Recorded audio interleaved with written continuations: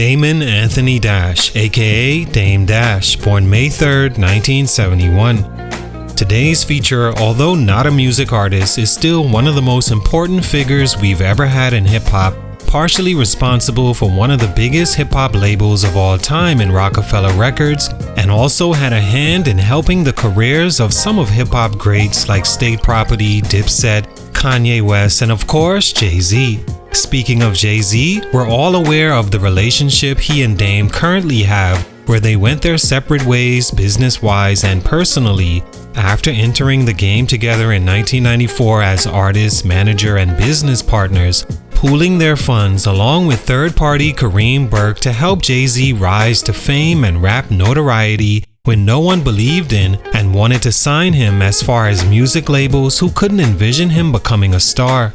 At the time, Dame did, and was his #1 supporter and fan. I still remember those days where the two would hit the stage and you could see Dame at his happiest, even if for a few moments where he'd do his classic dice roll dance or vodka shake, aka the Cakeaholic Shuffle, completely in his element and accepting of the role as the sideman to Jay-Z's star. It was a dream come true for all parties involved and the fans to have them whole as they were on their way to creating arguably the greatest possible rap label and entity of all time.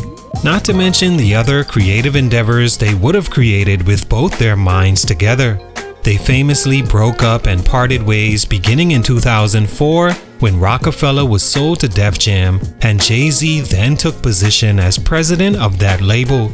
But let Dame tell it, Jay-Z had plans to fly solo all along and conspired to allow Dame and Biggs to believe he was actually going to retire, giving them comfort to give up their stake only to purchase the rights to Rocafella thereafter and their clothing brand Rocawear in 2005 with him as sole proprietor. These moves angered Dash, who was known for expressing his displeasure vocally, and he retaliated often on different platforms, letting the world know that he felt slighted by Jay-Z, and even attacking his character for years, taking credit for being responsible for making HOV, as Jay-Z is referred to at times, the artist he is today. It led Jay-Z to responding to Dame and everyone else that believed he made Jay-Z on his 2006 album Kingdom Come and the song Lost One by saying basically, if you feel you're so responsible for who I became, then why don't you go on and make another me instead of continuing to focus on losing me? Over the years, that advice went over Dame's head as he continued to focus on the loss of his partner, and he never made another Jay-Z, even though many would like to credit him for Kanye's success. In my opinion, Kanye made himself. Dame just signed him to the label because he understood his importance as a producer. Because Kanye wouldn't sign as solely a producer, he had to give him an artist deal, and from there, Jay-Z can argue that his star power and placing Kanye on his albums is what made Ye. Either way, for these reasons, Dame Dash could not make another HOV. What happened? Let's talk about it. It's your boy JC Stunted Growth Music. Let's get it, man. Take a minute to like, subscribe, and comment on who I should do next. Damon Dash is an entrepreneur, creator, manager, and executive from Harlem, New York City that learned the art of the hustle from a young age. He swept barbershop floors or sold newspapers in order to get fly, as he'd say, valuing having money over anything else. Although he had no musical talent, he had a keen eye for whoever did and what was hot as far as hip-hop. As he got older, he managed groups like the Future Sound and Original Flavor, helping them to get a deal with Atlantic Records. DJ Clark Kent introduces him to a young artist from Brooklyn named Jay-Z, and the two hit it off immediately in the most awkward but ice-breaking way. Dame looked at Jay from head to toe and noticed the way he laced his Air Force One sneakers and complimented him on it, leading to a $1 billion potential relationship.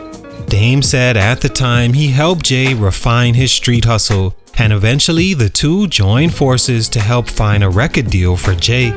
They shopped his demo and no label would sign him, so they put their own money in and created their own label and signed him to it, and Jay-Z was on. Stunt number 1, attitude determines altitude. It's a saying I'm sure if you grew up in a black household you've heard before, and when it comes to Dame Dash grooming another artist into stardom close to or bigger than Jay-Z, it's one of the biggest reasons why that never happened. It's not the relationship between he and the artist, because believe it or not, rappers still would have loved to work with Dame after the Rocafella breakup, but most of them understood what would stand in the way, and some really didn't. That being Dame's ability to get his artists placed in a good situation label-wise with the same people he berated or slighted while he was on top at Rocafella. There's another saying, the same people you see on your way up are the same ones you'll see on your way down, so be careful how you treat those people. Dame was always known for being brash, arrogant, loud, rude, and dismissive of anyone or anything he didn't see as cool or important. Even if you were, he would belittle you any chance he got, and some examples of this are documented in video form. He got away with it early because the biggest rapper in the world in Jay-Z was still standing next to him, but as soon as Jay gave the green light that he was parting ways with Dame, those same labels, executives, and their friends despised Dame and even made it their business to see him take a hard, embarrassing fall. On his way up, he treated people horribly, and on his way down, no one in music that mattered wanted to work with him. What's the sense of an artist signing to Dame if he's already being blackballed? For this reason, he never could sign good enough artists that even had the potential to become another HOV. Stunt number 2, understanding his place. Another huge reason Dame couldn't and wouldn't make another Jay-Z is because he never quite understood his position within the machine. Instead, he thought he was the machine. It's a huge reason Jay-Z left his side in the first place. Other than his attitude embarrassing Jay, who had dreams of mingling with the upper class, but knew he couldn't reach those dreams if Dame was still next to him, not evolving past immature jokes about someone's attire or job title, or poor treatment of anyone he didn't deem important. Dame simply didn't understand how to play his position and slow down in order for the actual talent to lead. He thought his place was to act however he saw fit, not understanding that artists have the biggest ego in the situation, and if he had no talent to be the artist, be careful how you overstep them, because one day they'll get big enough to where they'll leave you and never once look back. Don't believe me? Ask rapper Currency. Currency is probably the biggest rapper Dame has signed since the Jay-Z breakup, and that's not saying a lot. Currency has never had an album go gold or platinum and never even had a top 50 single, but he was a fan favorite that attempted to negotiate an agreement with Dame in 2010 to distribute his albums, but the two never came to that agreement. Currency then signs with Warner Brothers in 2011, but Dame, who still had access to his music, began selling it on his Blue Rock label, to which Currency sued him for $3 million according to BET.com.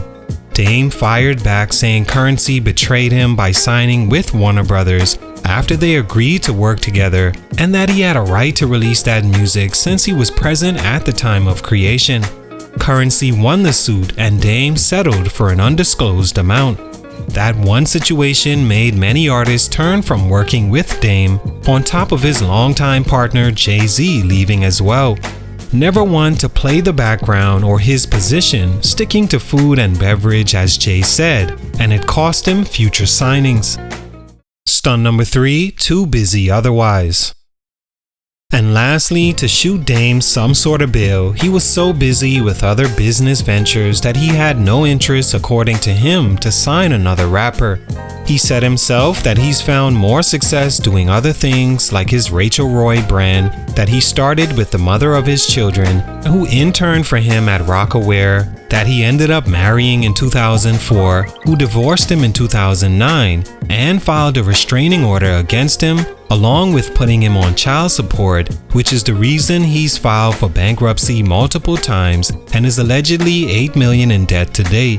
He says their company made more than he made with Jay-Z, so signing another rapper instead of following ventures outside of rap made no sense.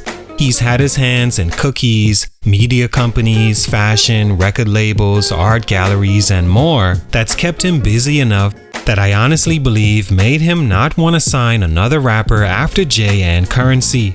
Don't get it wrong, I do believe had one come along that would have allowed him to be Dame and was talented enough to become a Jay-Z, he would have taken that opportunity. But that day never came, and at this point likely never will. All in all, Dame Dash still seems to be a good person who's meant a lot to black culture, especially to hip-hop. He's a legend whether he made another HOV or not. He just had to learn a hard lesson in how to treat other people and not underestimate those you believe you're smarter than. He's currently auctioning his 1/3 of Jay-Z's debut Reasonable Doubt album to the highest bidder in 2024 to pay over $8 million in back taxes and child support, claiming he's currently broke. He's 53 years old and everything is leaving him, even his dentures are looking for their way out at this point. A sad reality for the once cakeaholic addicted to getting money. He accomplished a lot in his life, but making another HOV wasn't one of those for these reasons. Salute, much respect, it's your boy jayz, Stunted Growth Music, and I'm out.